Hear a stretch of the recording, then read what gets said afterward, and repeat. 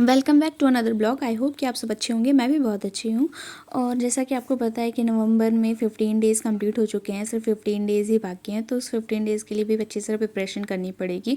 और मैं आज आपको बताने वाली हूँ कि मेरा मतलब पूरा डे मैं कैसे पढ़ाई करती हूँ और कितनी सारी चीज़ें मुझसे कंप्लीट होती हैं और कितनी सारी चीज़ें मुझसे कंप्लीट नहीं होती हैं, वो सारी चीज़ें। और सबसे इम्पॉर्टेंट तो ये है कि मतलब टाइम बहुत कम है और उस टाइम को कैसे कैसे यूटिलाइज़ करना है। और मैं आपको मतलब अभी अपने स्टडी ब्लॉग्स दिखाऊंगी और जो मैं टू डू लिस्ट बनाती हूँ उसके हिसाब से मेरे जो प्लानर है मैं उसको फॉलो करती हूँ। पूरा प्लानर तो ऑफ कोर्स मेरा फॉलो नहीं हो पाता, बट 80-70% जितना भी हो पाता है मैं उतना करने की कोशिश करती हूँ। और इसमें मेरी सबसे ज़्यादा हेल्प मेरी मतलब ऐप से हो जाती है। PW ऐप से मैं पढ़ रही हूँ, यकीन बैच से। तो सबसे अच्छा तो मेरे लिए वो रहता है। और सबसे मतलब ज़्यादा मैं ये कहना चाहूँगी कि मेरा जो वीक पॉइंट है वो फिज़िक्स और केमिस्ट्री है, तो मुझे उसे कंप्लीट करना था और जल्दी से कंप्लीट करना था। बायोलॉजी तो एक बार फिर भी मुझसे हो जाती है, पर फिज़िक्स केमिस्ट्री थोड़ा टाइम लगता है मुझे करने में। बट इस बार बैच लिया तो काफ़ी अच्छी तरह से हो जा रहा है। और तो अभी मैं आपको दिखाना चाहती हूँ कि मतलब किस तरह से मैंने अपना कंप्लीट किया था पूरा। कुछ चीज़ें बैच से करती हूँ, कुछ NCERT रीडिंग करती हूँ। और आप बताना कि आपका कितना कंप्लीट हुआ, कि और क्या मेरे प्लानर जो मैंने बनाए क्या आपको उससे मदद मिलती है। तो चलिए चलते हैं, स्टार्ट करते हैं। तो ये मेरे सबसे पहले स्टडी टेबल पे आ गए हैं और उसके बाद सबसे पहले हम NCERT स्टार्ट करने वाले हैं, क्योंकि NCERT रीडिंग करना मुझे मतलब ऐसा लगता है कि मैं थोड़ा थोड़ा ही रीड करूँगी पर रेगुलर करूँगी, ताकि मेरे माइंड में वो सारी चीज़ें बैठी रहें और मुझे याद रहें और बाद में मुझे ज़्यादा याद करने की ज़रूरत ना पड़े। तो सबसे पहले मैंने रीडिंग करना स्टार्ट कर दिया है। ये सेकेंड चैप्टर है क्लास 12 का और चैप्टर नंबर भी सेकेंड है। तो इसे मैंने फटाफट कंप्लीट कर लिया। मेरे बैच में भी अभी यही कर रहे थे, विपिन सर अभी यही करा रहे हैं, तो इसलिए जितना उन्होंने कराया उतना मैंने अपने NCERT में मैंने कंप्लीट कर रखा है। और फिर ये चैप्टर मुझे पहले से भी आता है तो मेरा जल्दी से कंप्लीट हो जाएगा और फिर मैं नेक्स्ट चैप्टर पे ध्यान दे पाऊँगी। इसके सारे PYQs जो थे मैंने उसे भी कंप्लीट कर लिए थे। ज़्यादा टाइम नहीं लगा था मुझे ये करने में।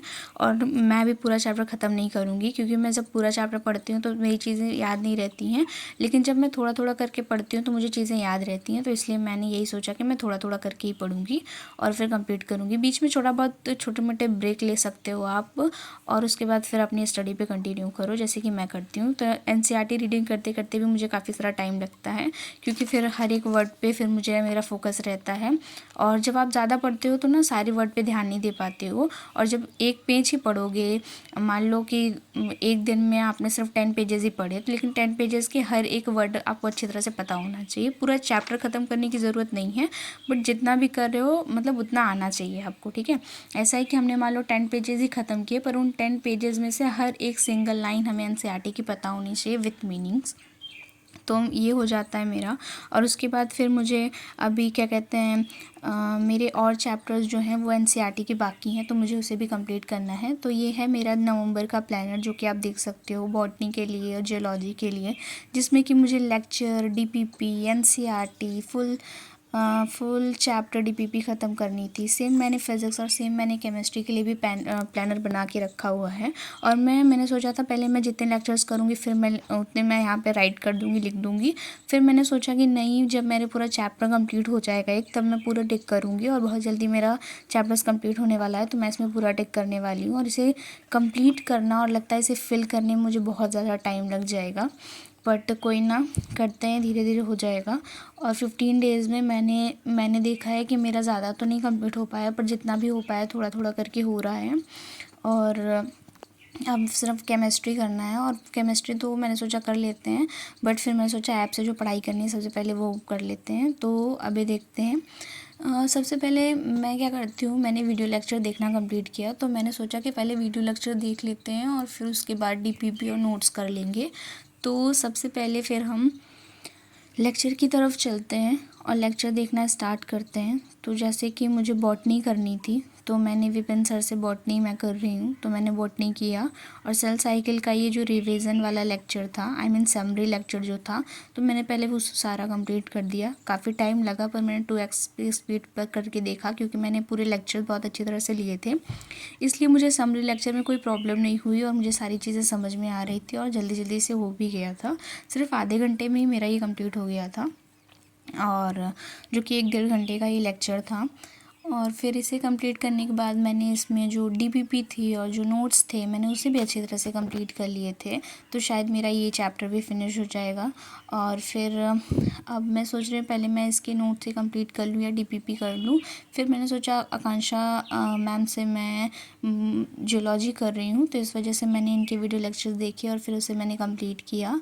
और ये चैप्टर नंबर सेक्सुअल रिप्रोडक्शन का फर्स्ट लेक्चर है, जिसे मुझे आता था बट मैं पूरा भूल गई थी, तो इसलिए मुझे इसे पूरा देखना पड़ा 2 घंटे लगातार।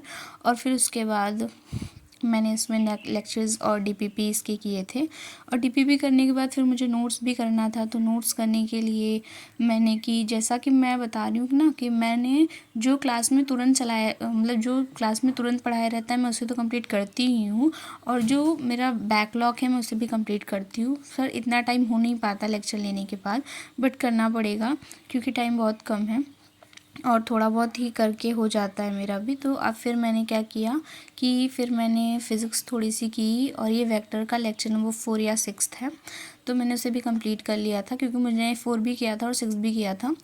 और तो फिर इसे कंप्लीट करने में मुझे थोड़ा टाइम लगा क्योंकि मुझे थोड़ा मतलब मैंने अभी स्टार्ट ही किया था इसको। और फिर ये मैं क्या करती हूँ, केमिस्ट्री में फिंगर टिप से कर रही हूँ। एक्चुअली फ़िज़िक्स और बायोलॉजी में मैं फिंगर टिप से ही कंप्लीट करती हूँ। मेरे उसमें मुझे नोट्स भी मिल जाते हैं और मेरे पीवाईक्यू भी अच्छी तरह से बन जाते हैं, तो इसलिए मैं ये फॉलो कर रही हूँ। आप बताना कि आप कौन सा फॉलो कर रहे हो। स्ट्रक्चर ऑफ एटम्स वाले जो चैप्टर हैं इसे मुझे कंप्लीट करना है, और क्योंकि चैप्टर मुझे आता है तो मैंने सोचा एक बार ऐसे रीड करके देखते हैं कितनी चीज़ें याद रहेंगी और कितनी चीज़ें नहीं। और फिर इस तरह से ही डायग्राम्स भी देख के मुझे याद आ रहे थे और क्वेश्चंस मुझसे बन जा रहे थे। थोड़े बहुत क्वेश्चंस मैंने किए और थोड़े बहुत क्वेश्चंस मैं बाद में करूँगी। तो ये फिर मेरा कंप्लीट होने वाला था और मेरी स्टडी ऐसे ही चल रही है। आप बताना कि आपकी स्टडी कैसे चल रही है और आपका कितना बैकलॉग है और आपने क्या पढ़ाई कर रखी है क्या नहीं, क्योंकि 15 डेज़ ऑलमोस्ट नवंबर में ख़त्म हो चुके हैं। तो सबसे पहले तो काफ़ी दिन से मैंने इसे कट नहीं किया था कितने डेज़ ख़त्म हुए हैं, तो सबसे पहले तो आज वो करते हैं। तो यहाँ से 3rd 4th 5th एंड मतलब 15 डेज़, तो आज से 15 है, तो 15 ख़त्म हो गया है। अब इसके बाद देखते हैं, क्योंकि सिर्फ मैंने नवंबर एंड दिसंबर का ही प्लानर बना रखा था, तो इसमें 15 डेज़ ख़त्म हो गए, 15 डेज़ बाकी हैं, 180 डेज़ टोटल्स हैं, बहुत कम टाइम बचा हुआ है, उसमें बहुत सारी चीज़ें करनी हैं। और आप कैसे कर रहे हो, मिलते हैं नेक्स्ट ब्लॉग में नेक्स्ट वीडियो।